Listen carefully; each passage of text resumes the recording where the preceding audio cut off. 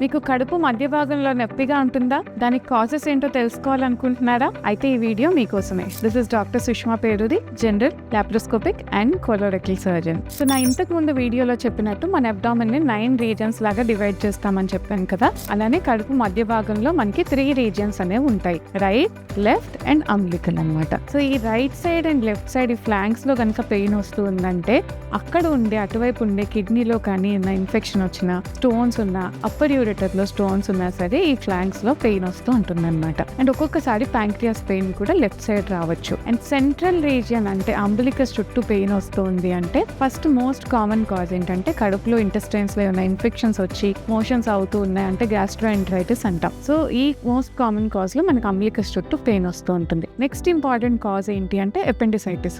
Starting stage of appendicitis లో మనకి pain బొడ్డు చుట్టూ వస్తుంది. ఇన్ఫ్లమేషన్ ప్రోగ్రెస్ అయ్యే కొద్దీ ఆ పెయిన్ కాస్త మనకి రైట్ లోవర్ అబ్డోమెన్ కి వెళ్తుంది. అండ్ మీ బొడ్డు చుట్టూ ఏమైనా హెర్నియాస్ ఉన్నా సరే, అంబ్లికల్ హెర్నియాస్ అంటాం, వాటి నుంచి బవెల్ కానీ ఫ్యాట్ కానీ బయటకు వచ్చి అవి కంప్రెస్ అవుతున్నా సరే ఇక్కడ పెయిన్ అనేది రావడం జరుగుతుంది. నా నెక్స్ట్ వీడియోలో లోవర్ అబ్డోమెన్ పెయిన్ కాజెస్ ఏంటో తెలుసుకుందాం.